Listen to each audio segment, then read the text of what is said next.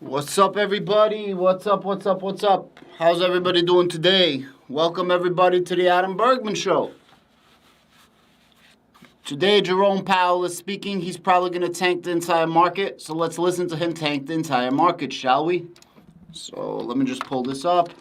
He's going to speak in a couple of minutes. Yo, Boston, what's up, baby? Okay, let me just switch this up. Switch this to this. Let me see right here. Let's share the screen. Jerome Powell.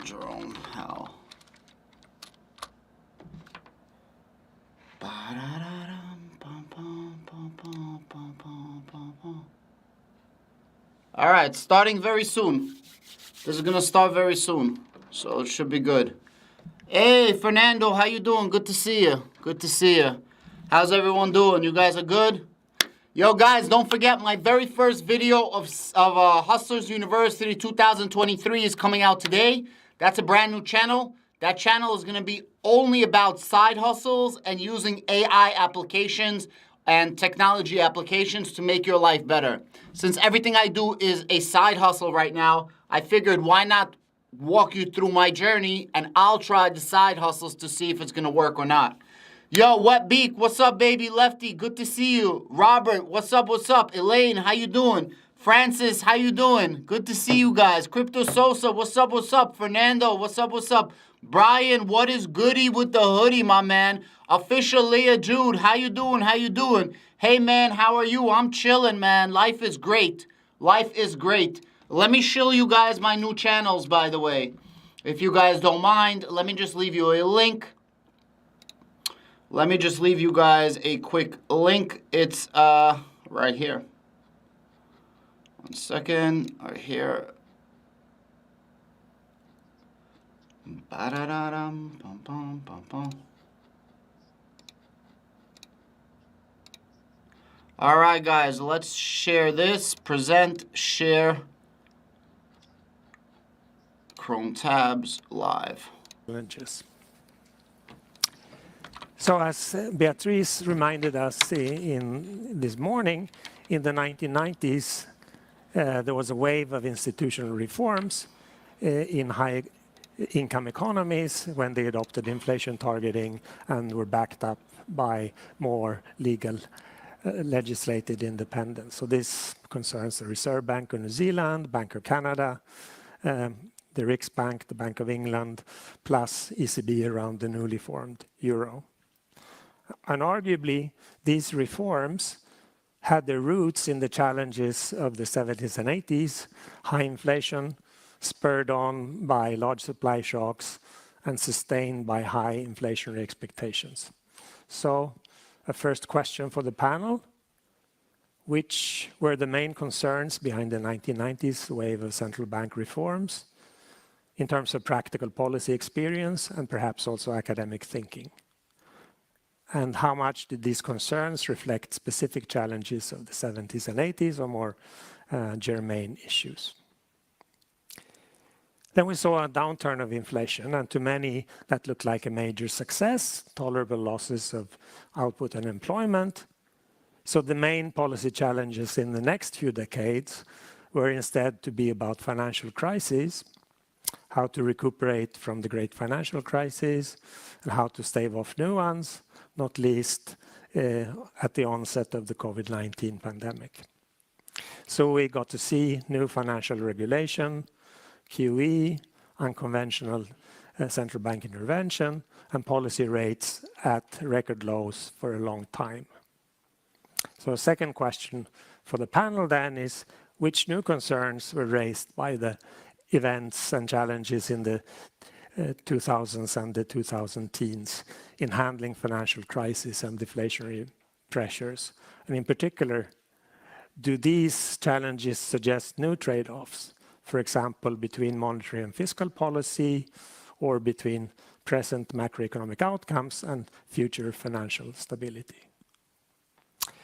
So if we look at today, superficially, the situation looks like a 70s, 80s redux with major supply shocks and emerging inflation inertia. So this brings us, I guess, to the most important and the bottom line question. Given the concerns behind the 1990s reform and the challenges in the next few decades, should we rethink central bank independence and central bank mandates? That is, are there good ideas or even concrete proposals for new reforms of central banking rules? Okay, so finally the plan for the session. So we'll spend the next 20 minutes on initial remarks by each panelist. Then we'll have a discussion within the panel around these initial remarks for maybe another 15 minutes. And after that, we'll turn to a round of Q&A involving the audience. So think about questions, and please think about succinct questions rather than statements beforehand, and try to relate them to the three major questions that I outlined. And in the last 5 minutes, panelists will be able to make some final remarks. Okay, so now let's go to the initial remarks, at most 5 minutes for each of you.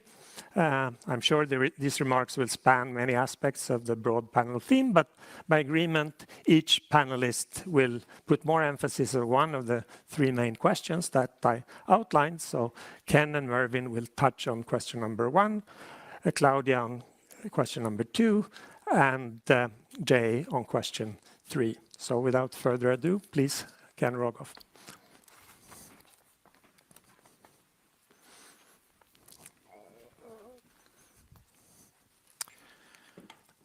Well, first of all, thank you very much to the organizers, to the Riksbank, for inviting me to speak. I think you've heard so many remarks about Stefan. I can just summarize them by, in the central banking community, he is regarded as a guru, that you don't know the answer, some hard question. He's a person you really can go to and get, a very deep answer to, and we'll hear more about that as things go on. I've been asked to talk about some of the early developments, more the question 1 that we've had here. And I think the academic literature on this started in the 1980s. But of course, really it goes back among practitioners far earlier than that, but I'd say an especially important event was the Fed Treasury Accord in 1951 that set up the Fed to be an independent central bank back in the 1980s. That was a rarity still. The Bundesbank had achieved that, but most countries had not. My own contribution was to develop a theoretical model that would try to address how it would work, why it would work, and it was an answer to a very abstract question posed by Kydland and Prescott and Barrow and Gordon about why you might get stuck in high inflation and what you might want to do about it. My paper looked at various ideas, including using an inflation target, appointing people who already had a reputation for having a strong anti-inflation commitment. And needless to say, I was very inspired by the great Paul Volcker, who I was working below, very, very far below, but I was working below Paul Volcker at the time when I was working on that. And there's been just tremendous amount of literature since, taking this to many places. I think you're all familiar with Europe, New Zealand, the United Kingdom, but I wanted to just really emphasize an area people don't think about as much, which are emerging markets. And Tobias Adrian really spoke about this, but I still think most people don't quite understand about the efficacy of the concept, about how important it is. European emerging markets, if you looked in 1992, there were 40 countries with inflation over 40%. And that doesn't even capture things, because a lot of them had hyperinflations at the time.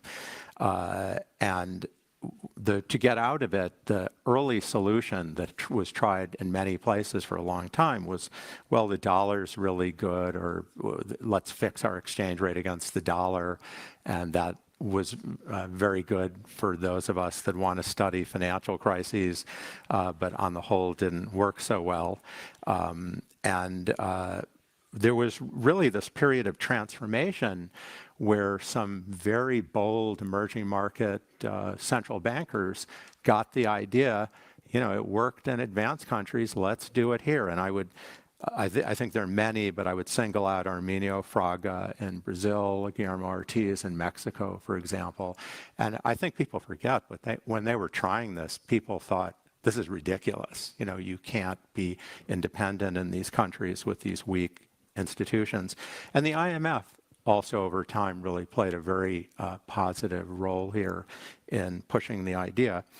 By 2015, inflation was actually very low across the world. It's not today, but even in places it seemed unimaginable, not just the former Soviet republics, African countries, with inflation under 10%, even under 5%. And indeed, many people have forgotten, that central bank independence was ever needed. I invite them to read about Turkey, for example, where the president has fired central bankers the way Henry VIII changed wives, and you can see what's resulted there.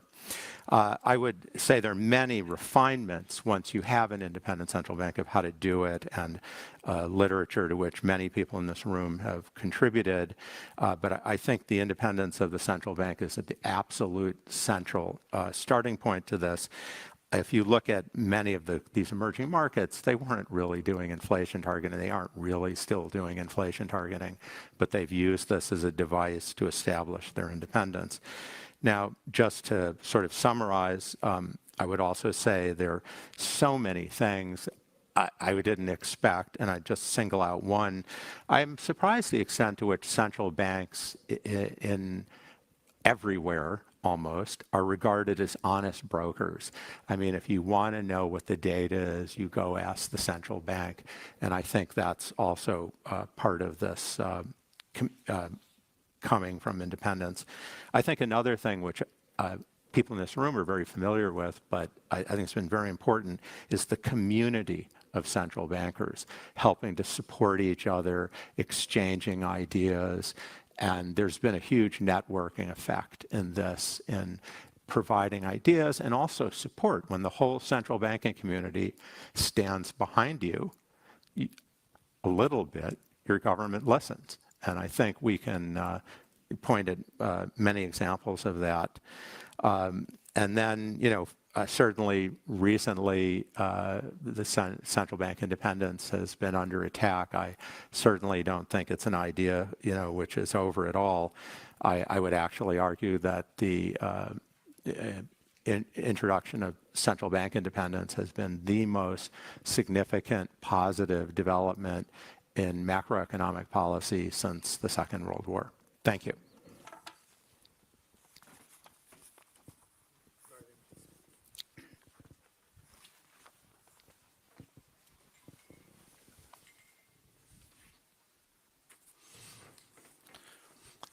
Well, Torsten, thank you, and good afternoon, everyone. Torsten's given us 5 minutes only, so I shall reserve my stories about Stefan and the resurrection of the British banking system in 2009 to conversation over dinner. I think it is impossible to understand the movement towards central bank independence without seeing it in the context of the great inflation of the 1970s and also the stagflation of the 1980s. The former was the consequence of, I think, in large part an intellectual mistake at the time in thinking that there was a long-run trade-off between inflation and unemployment, so that tolerating a somewhat higher rate of inflation would make it possible to sustain a lower level of unemployment. But following the breakdown of Bretton Woods and the link to gold, and 2 large oil price shocks, discretionary monetary policy led to rates of inflation well into double digits, and in some cases, such as the UK, above 20%. And as Ken said, in many emerging markets, even higher still.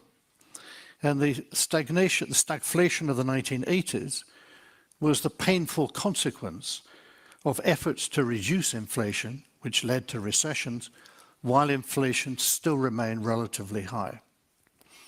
Now, an intellectual revolution in macroeconomics undermined the belief in this long-run trade-off between inflation and employment and helped to restore the case for price stability, which had been made over many decades before, arguably most persuasively by Maynard Keynes in his Tract of Monetary Reform.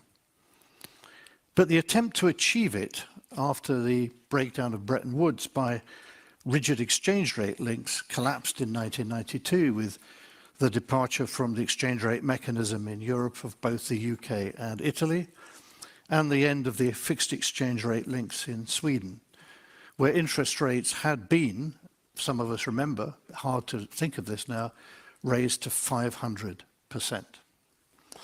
And the same applied to Finland. Now, politicians drew two conclusions from the unhappy experience of the 70s and 80s. First, inflation was unpopular. If exchange rates were to float, therefore, then a domestic framework was needed to ensure price stability. And that framework was the adoption of inflation targets. And second, the measures required to eliminate inflation were also deeply unpopular, with high rates of unemployment for a while. So politicians found that setting interest rates wasn't actually much fun. So why not give that power to an independent central bank with a mandate set by Parliament? And those two conclusions led governments around the world to give greater independence to their central banks. And in most cases, this did go hand in hand with an inflation target. Now, the policy debates at the time in the 1990s are, I think, helpful in understanding the challenges to monetary policy today. But there are three important differences between then and now. First, in the 1990s, the memory of the great inflation of the 1970s was still vivid. Today, there is almost no one below retirement age who remembers the peak inflation of almost 50 years ago.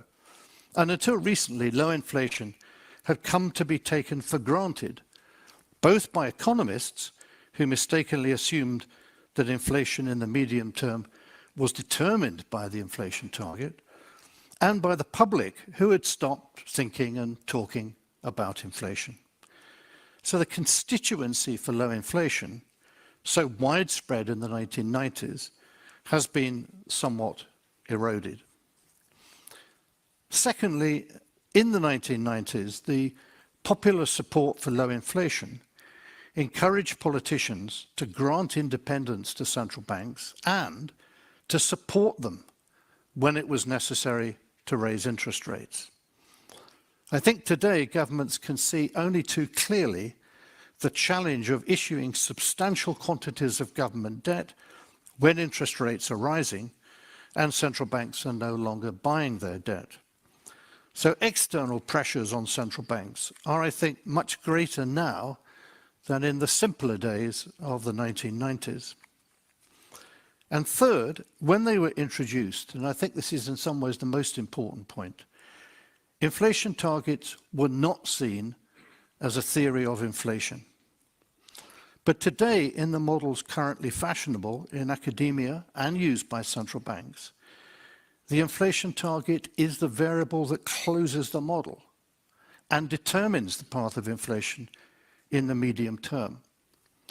But the original aim of inflation targets was actually to focus and change the way decisions on monetary policy were made. That is why inflation targets were accompanied by measures to increase the transparency and accountability of decisions and decision makers, respectively. Clear explanations of the reasons for decisions on interest rates were to be set out not as a matter of mystique by central bankers mumbling and saying very little. They were set out clearly in speeches evidence to parliaments, and reports such as the Bank of England's inflation report. And although these innovations remain, I worry that model builders have tried to use the inflation target as a theory of what drives inflation. Because as a result, any deviation of inflation from target is assumed to be transitory, and policy mistakes followed. So I conclude really that an analysis of why many central banks were granted independence in the 1990s, along with the adoption of inflation targets, is clearly relevant to understanding today's challenges. Thank you.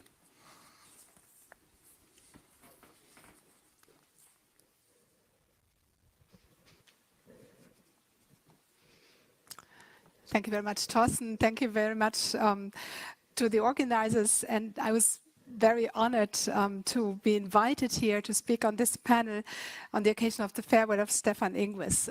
For me, when I joined the ESRB, the European Systemic Risk Board, he was one of the founding fathers. He was already there, and I actually learned a lot from him in terms of the relevance of financial stability for monetary policy, the importance to need to act when it's needed, and the importance of clarity in communication.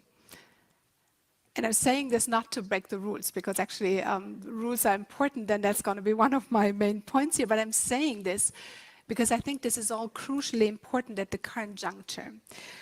As we've just heard, I think in some sense central banks have enjoyed a capital of inattention or rational inattention to risks to price and financial stability. We've lived in a period of very low inflation and moderated risks to financial stability, so the public didn't actually pay much attention to central banks' core mandates.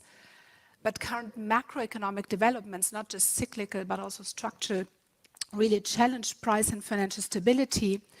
So explaining central bank independence and acting accordingly has become more difficult and also more important.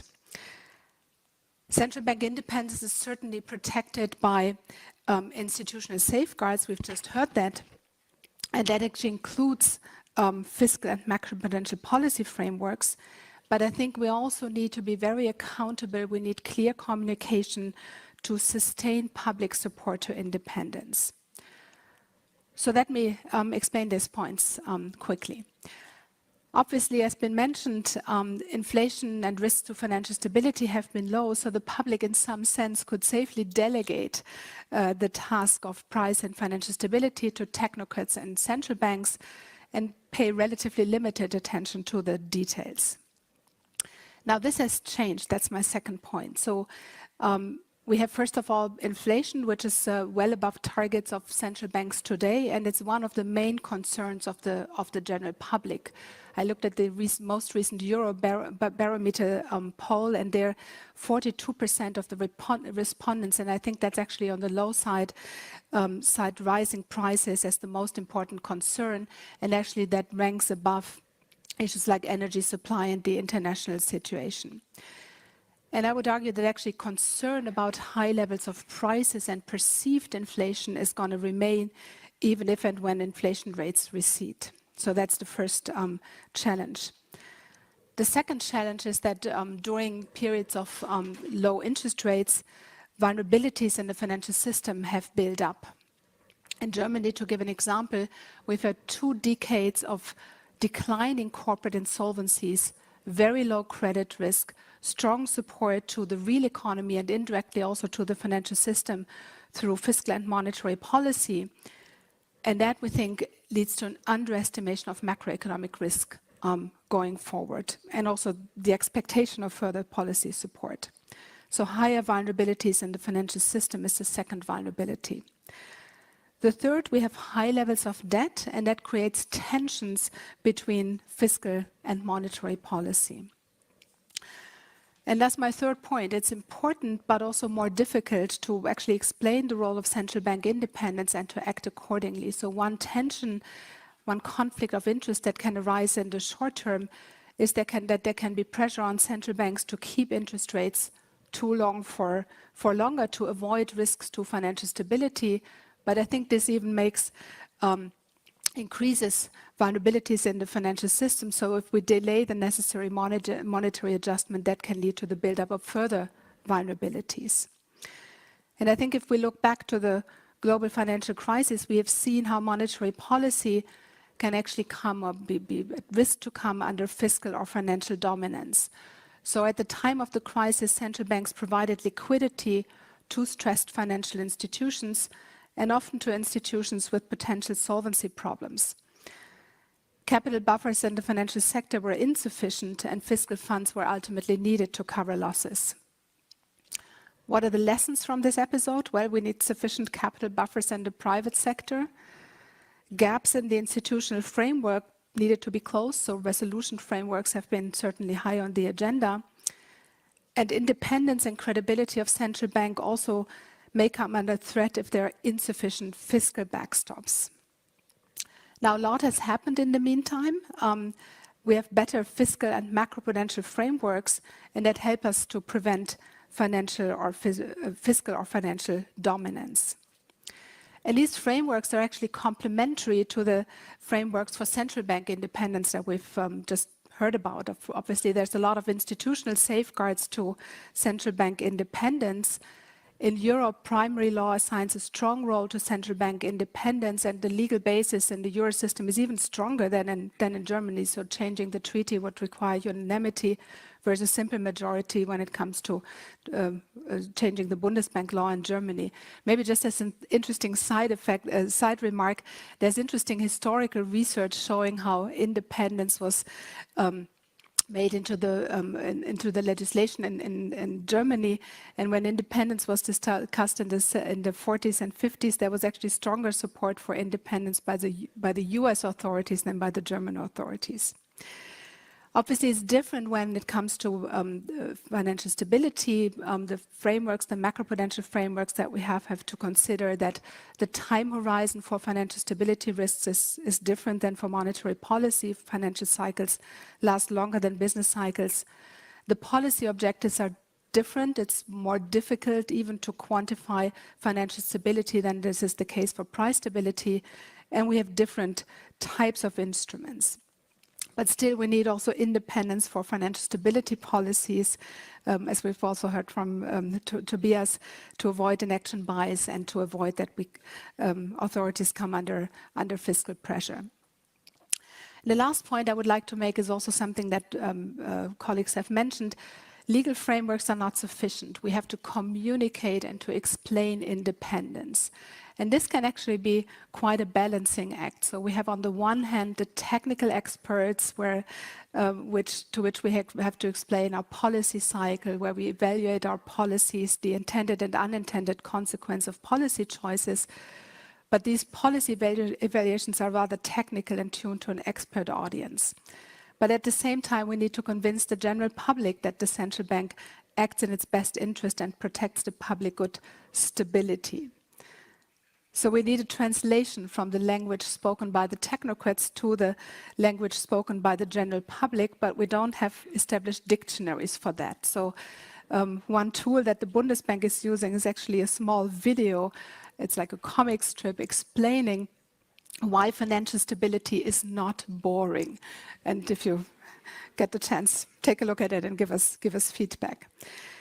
And so I think we need this dialogue with the public in particular because we live in a time of structural change and we need to understand what's going on around us. And so we need a lot of communication channels also to the general public.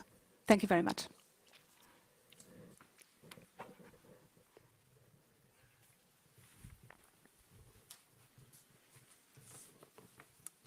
It's a pleasure and an honor to be here today. I guess I'd like to start by thanking you, Stefan, for your friendship, for being a great colleague. You are an absolutely essential person in our world, and you'll be badly missed. I'm going to use my comments focusing on the U.S. context, and I'll address three main points.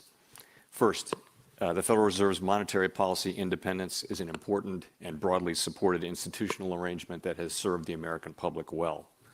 Second, The Fed must continuously earn that independence by using our tools to achieve our assigned goals of maximum employment and price stability, and by providing transparency to facilitate understanding and effective oversight by the public and their elected representatives in Congress. Third, we should stick to our knitting and not wander off to pursue perceived social benefits that are not tightly linked to our statutory goals and authorities. So starting with the first point, as Ken and others have pointed out, on the first point, the case for monetary policy independence lies in the benefits of insulating monetary policy decisions from short-term political considerations. Price stability is the bedrock of a healthy economy and provides the public with immeasurable benefits over time. But restoring price stability when inflation is high can require measures that are not popular in the short term as we raise interest rates to slow the economy. The absence of direct political control over our decisions allows us to take these necessary measures without considering short-term political factors. And I believe that the benefits of independent monetary policy in the United States and more broadly around the world are well understood and broadly accepted. However, in a well-functioning democracy, important public policy decisions should be made in almost all cases by the elected branches of government. Grants of independence to agencies like ours should be exceedingly rare, explicit, tightly circumscribed, and limited to those issues that clearly warrant protection from short-term political considerations. With independence comes the responsibility to provide the transparency that enables effective oversight, in our case by Congress, which in turn supports the Fed's democratic legitimacy.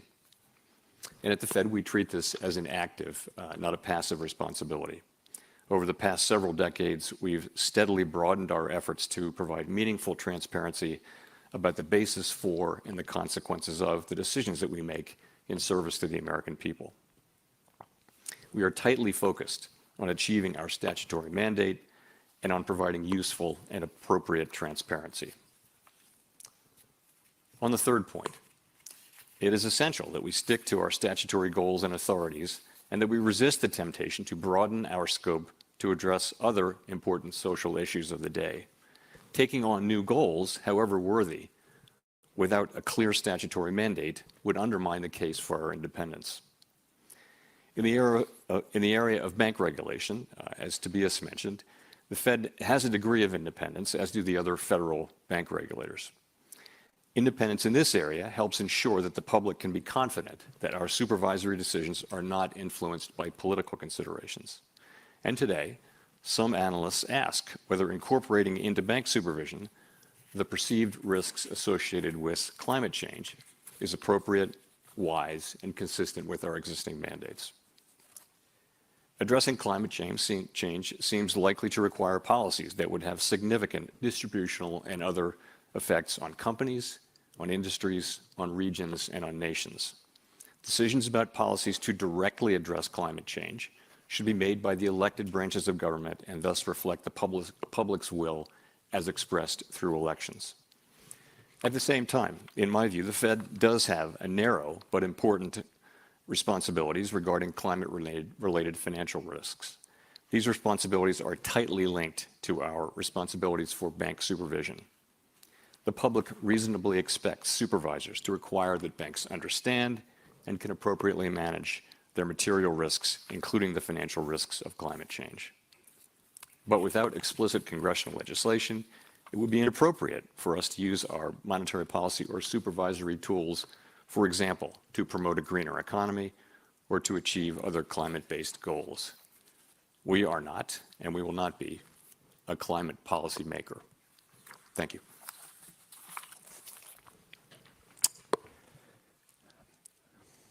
Excellent. Thank you all four for these lucid remarks.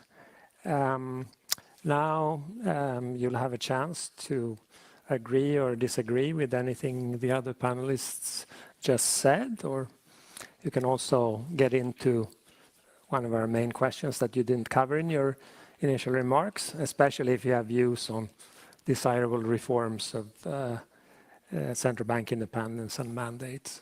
Mervyn? Well, I just want to say how strongly I agree with what Jay Powell just said about mandates.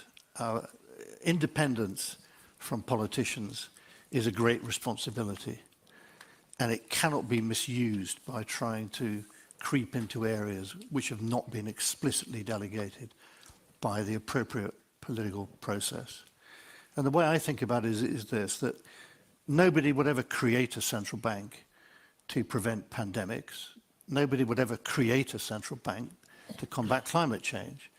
They would create a central bank to try to ensure price stability, and they would create a central bank in order to try to maintain stability of the financial system.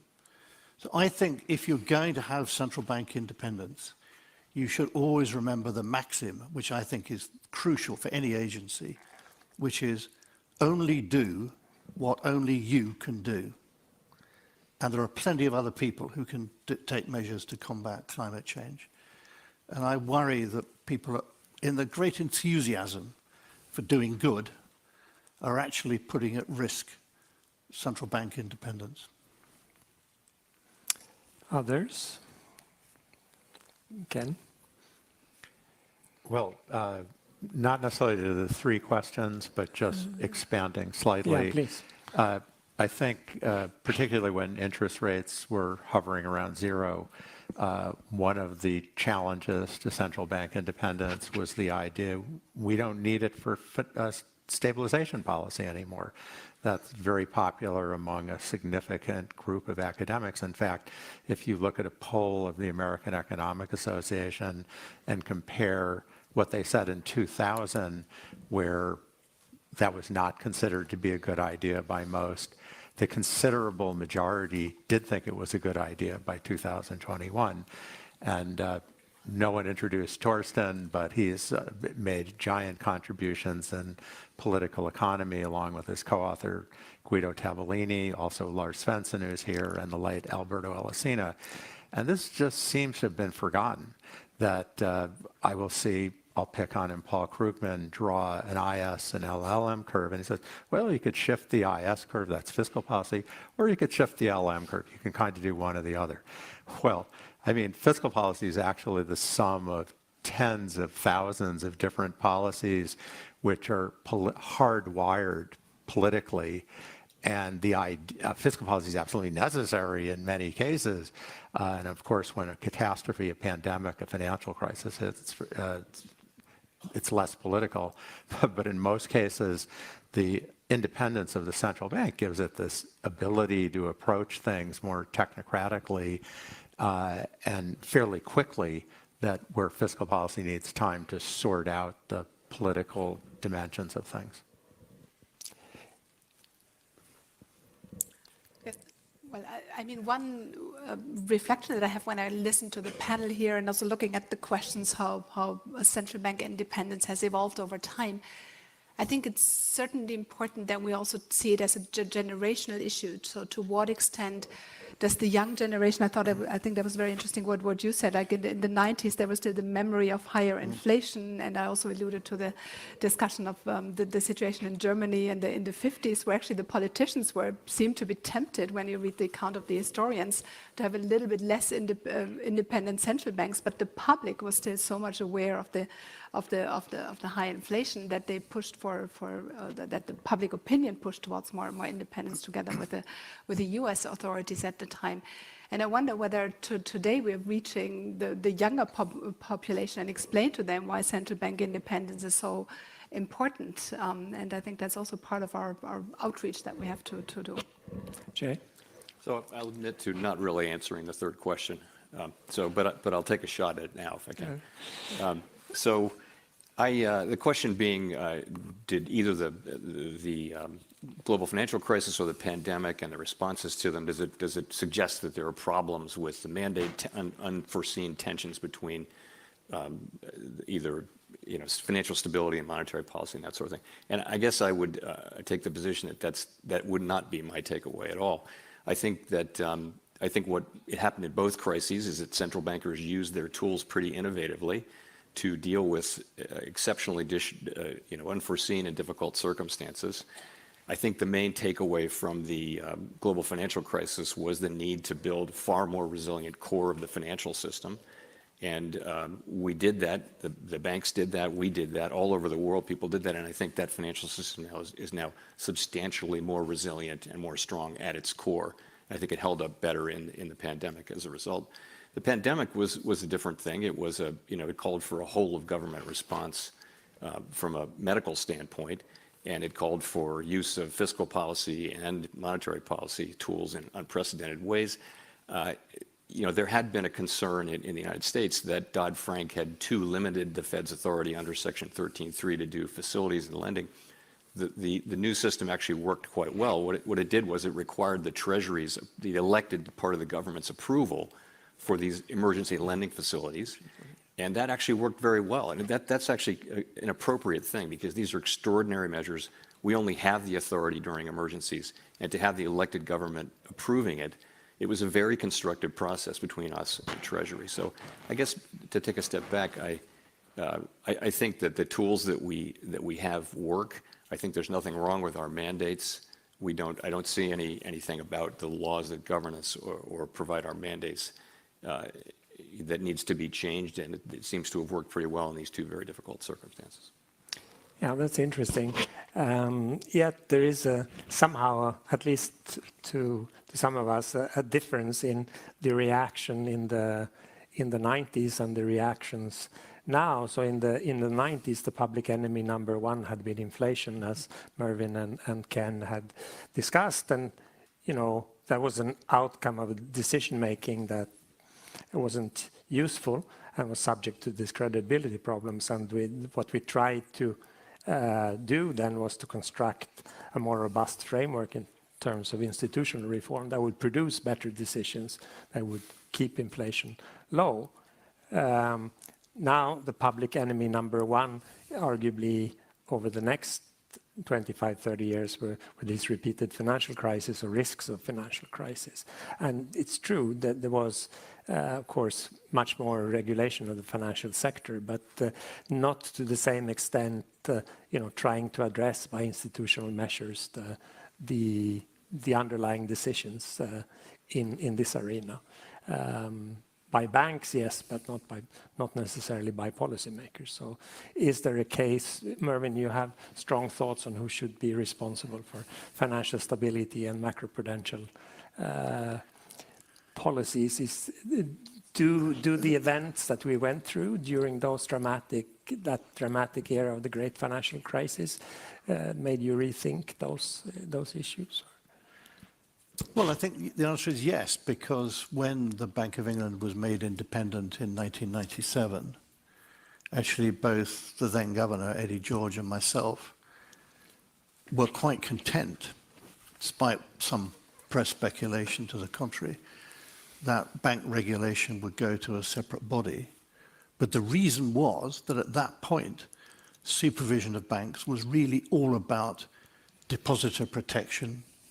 It was about elimination of insider trading, fraud, etc.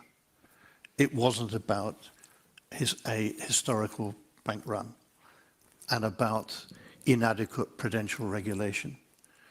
And in the 5 years before the financial crisis, that's when you saw the leverage of the banking system increase very rapidly, so that it did become very fragile.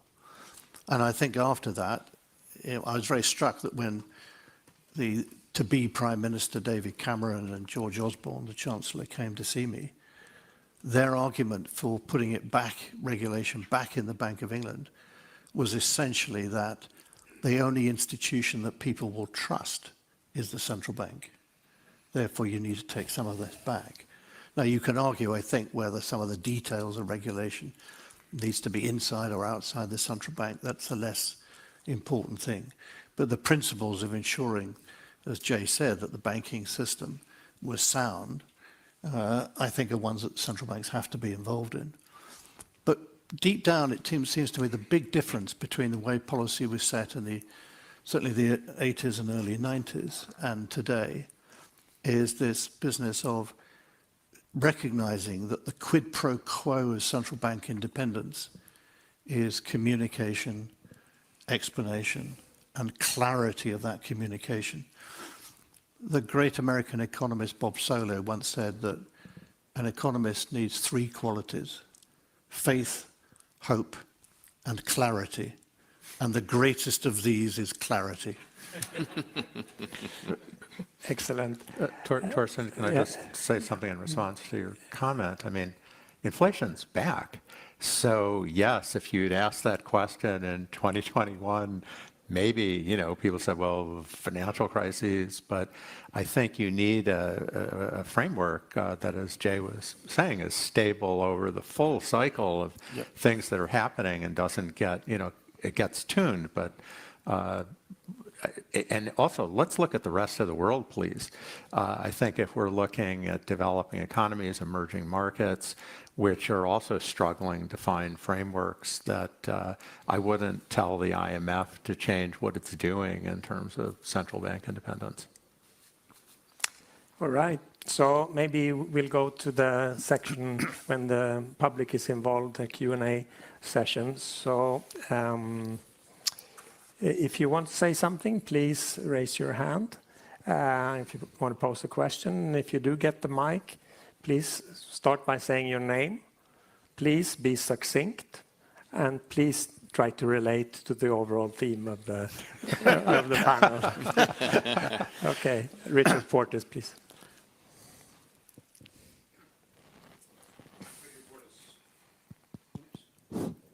Yeah, we're coming through. Richard Portes, London Business School and European Systemic Risk Board, where I have learned over several years a great deal from Stefan English. No more of that now, but maybe later. I'm not totally convinced that we now have a resilient system.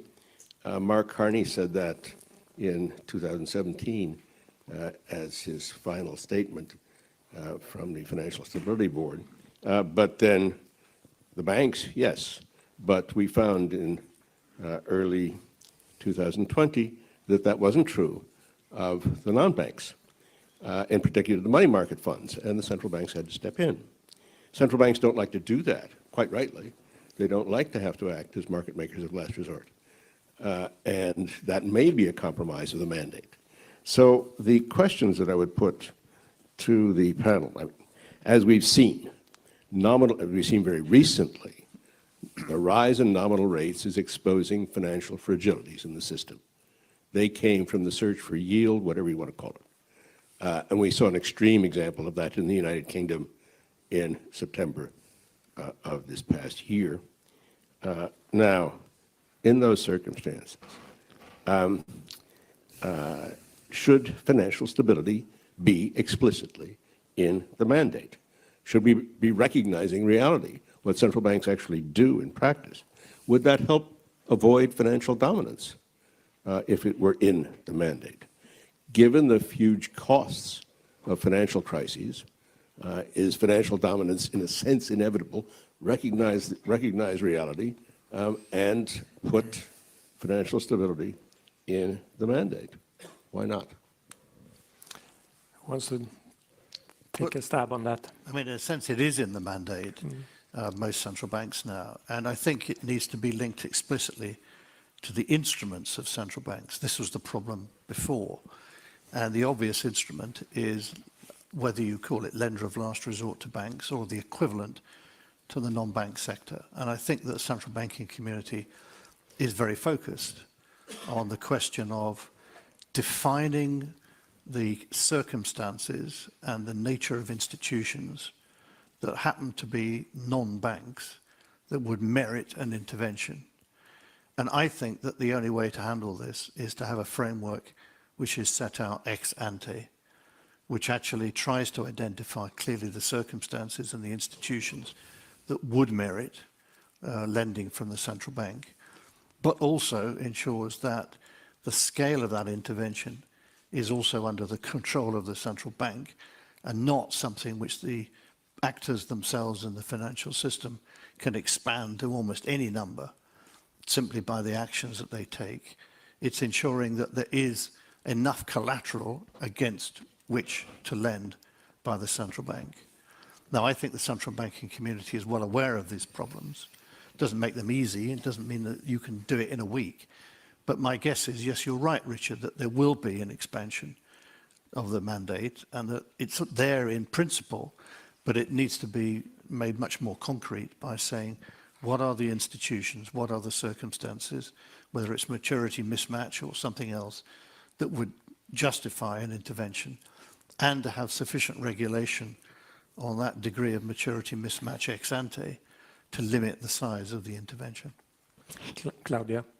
Yeah, no, I agree that to some extent the framework for central banks to be involved in macroprudential policy is well defined. So the Bundesbank, according to the German financial stability law, has a clear mandate in that regard. It's a joint mandate with the supervisory authority and with the Ministry of Finance, because as we all know, there's a lot of distributional implications that macroprudential policy decisions can have. So it's not us alone. And I think also the ECB has clarified in its strategy review how monetary policy and financial stability interact. The one point that I would like to make in addition is that we also do have frameworks for evaluation of policies and whether we've done enough. So the FSB, the Financial Stability Board, started this big project in 2017 and looked at the reforms that have been implemented, found no major side effects, found that a lot has been achieved, but there are still also gaps when it comes to resolution reform. So I think also for the areas that you mentioned, the non-bank financial intermediation space, we clearly have to implement policies and look at the resilience in that part. So I fully agree. We can never say that the job is done and we can all lay back. That's what we're there for. Jay, please. Just to add, in the same spirit, I think that what the pandemic revealed was weaknesses in the non-bank financial sector, much as the global financial crisis revealed those weaknesses in the big banks and the large utilities, financial market utilities. And so there has been, as Claudia was saying, and Mervyn was saying, there's a lot of effort going into and has been in what do you do about money market funds? What do you do about the treasury market? These things are much, and I think the first order answers need to be changes to the structure of these institutions to make them stronger, more resilient on their own. I would say expanding the provision of central bank liquidity is not the desired response. It really is to strengthen these institutions. Our capital markets are quite vibrant and very different in what they do from what the banks do. And I wouldn't want to see the kind of prudential regulation that goes along with liquidity provision. I don't think it wouldn't be great to extend that too much into the non-bank financial sector. I'd rather work on structural reforms, which is kind of what we've been doing. Klaus Eklund.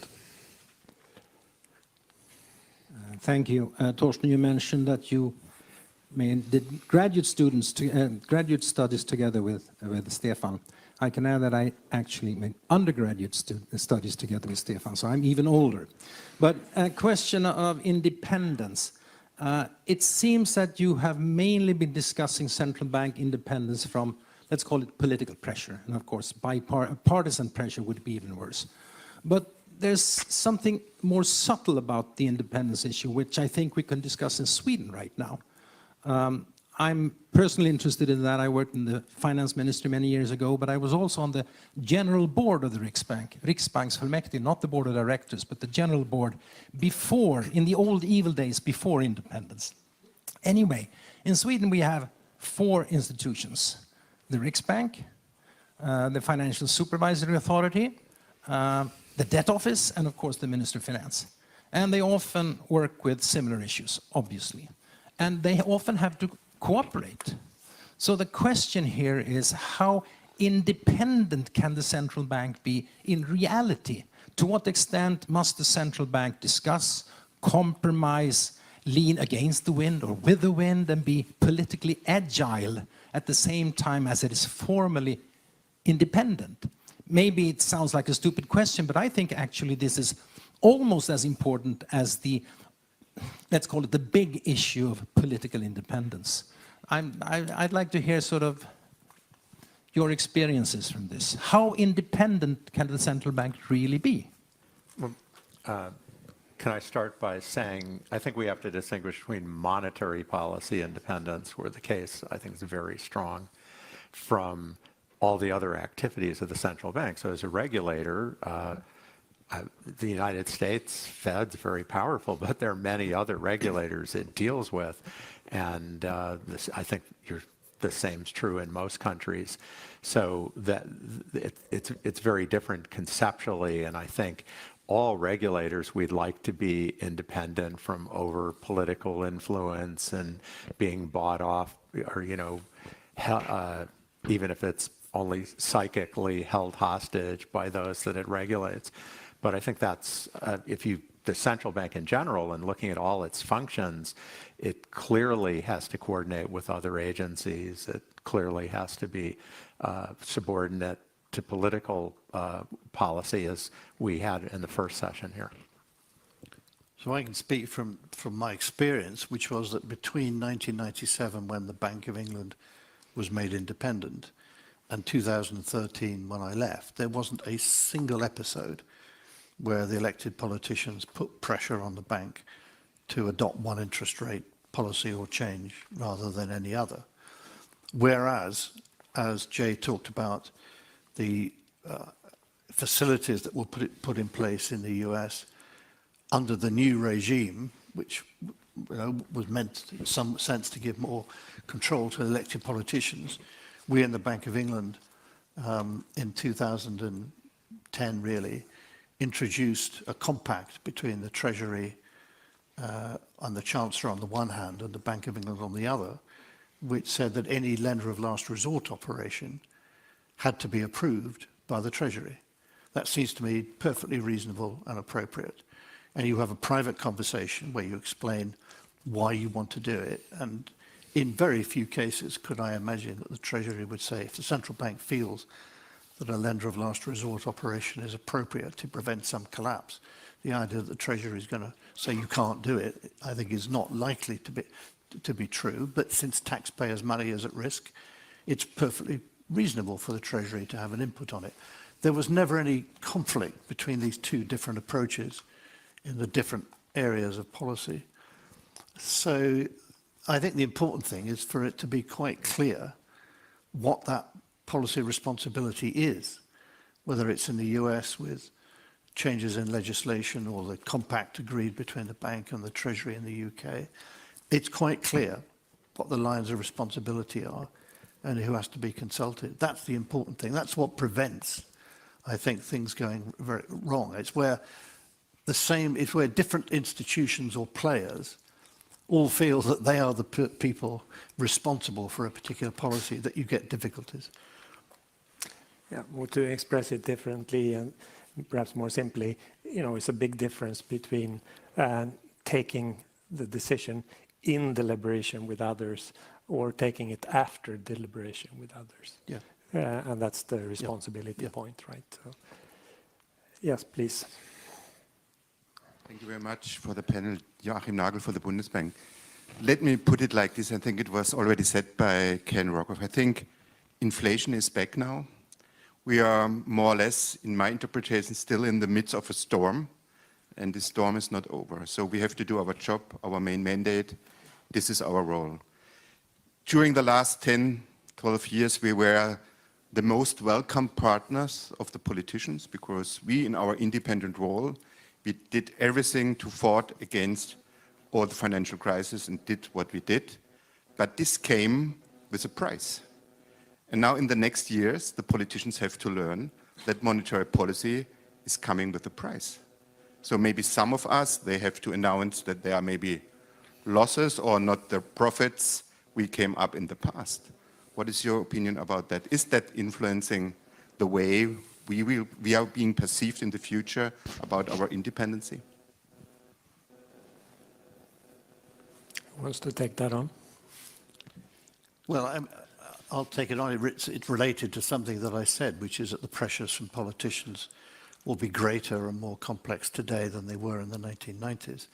And you're absolutely right. But I don't think it's an issue about the mandate of the central bank. That is unchanged. It's that some people in positions of political responsibility will learn that life can be difficult. But I don't really see that there is a great wish anywhere to change the formal independence of central banks. But politicians will always want other people to do things that would benefit their own short-run interests. That's where central banks will remain solid and maintain their independence in respect of monetary policy. And they have every incentive to do so, in my view.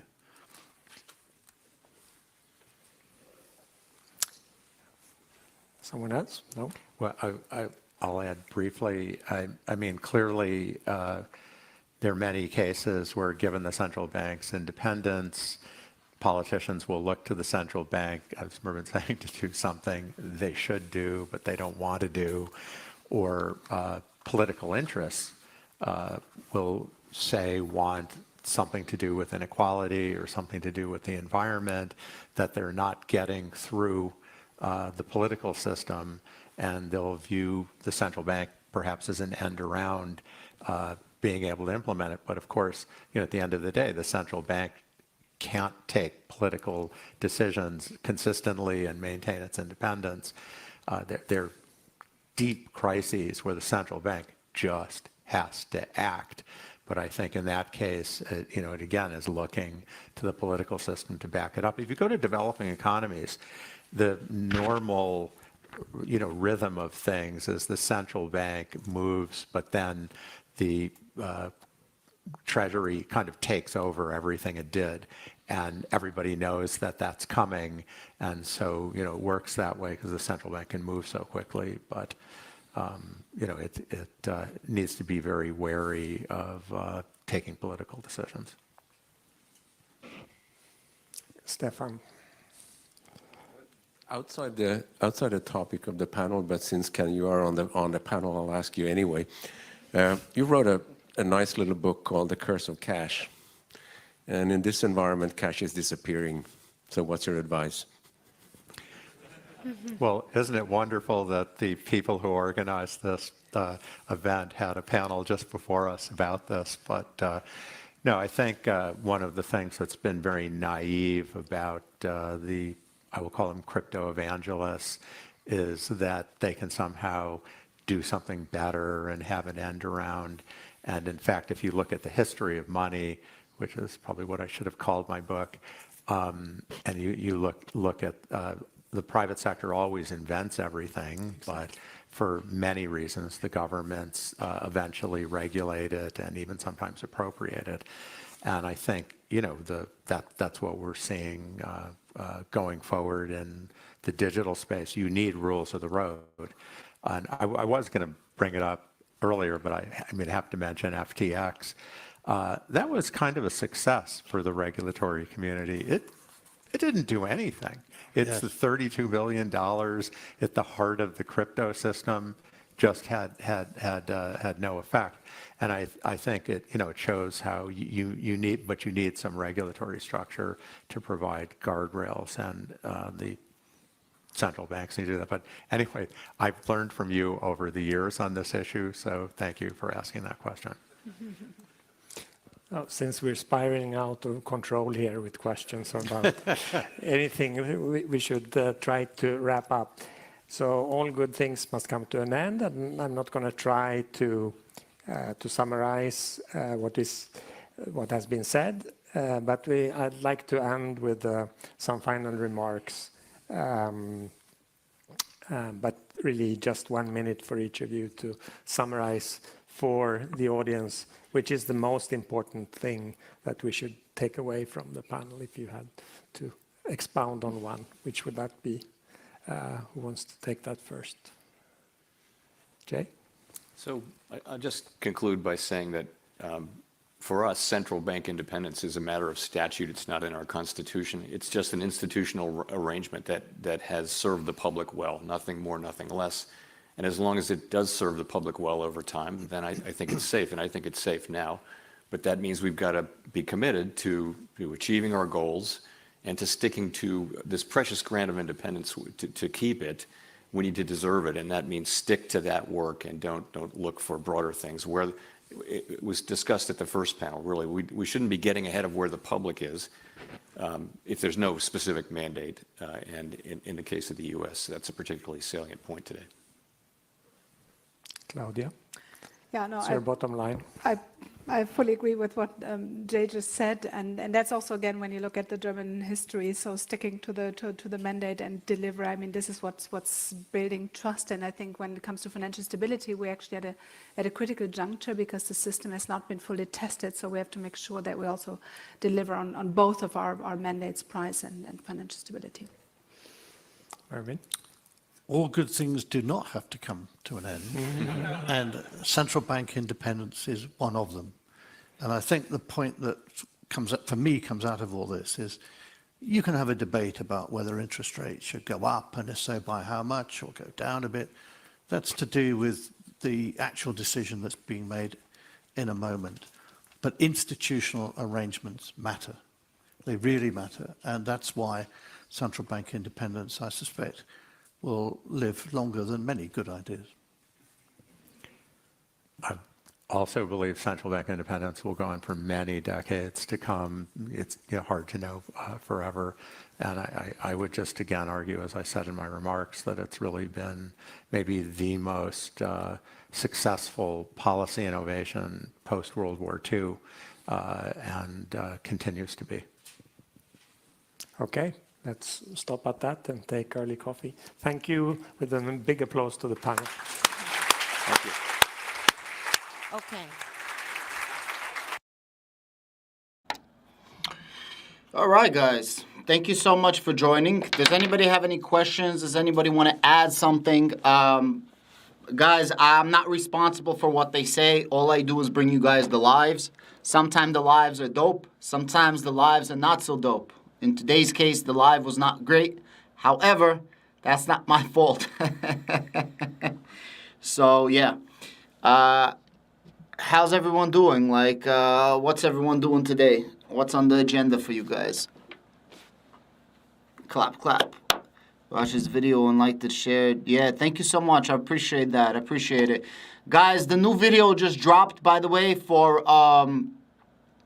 the new video just dropped for Hustlers University 2023. This is going to be my first video in the Side Hustlers series.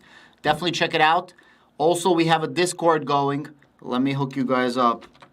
And that's about it. The guy said dollar washed in crypto like hundreds. Is that bad? Very nice. Working hard, grinding some USDTs. Yeah.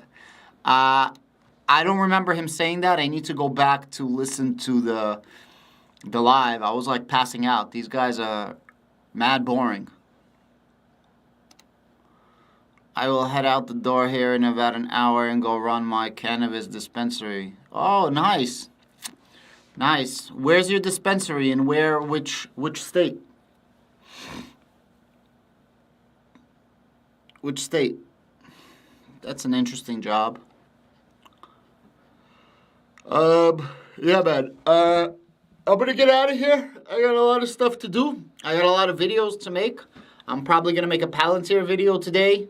And nice shirt, nice watch. Thank you very much. The hoodie is for sale. I have a link in my description down below if you guys want to check out a hoodie. I also have matching gear right here. I also have matching mugs if you guys want to check it out. I also have Hedera gear, and I have a couple of other gear too if you guys want to check it out. There is no link for the watch. I'm not an authorized Rolex seller, but you can get the hoodie if you guys want. Port Charlotte. Nice, bro. Nice. When I move to Florida, I'm going to check you out. Please stay tuned. Yeah, guys, we got the new Discord popping. Let me give you guys a link one more time of the Discord, and then I'm going to get out of here. 1 second. Gmail. 1 second.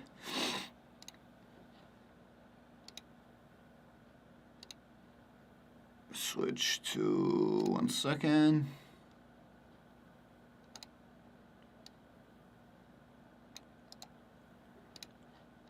Guys, check out the new Discord. It's right there. Guys, I'm out of here. Have a great day.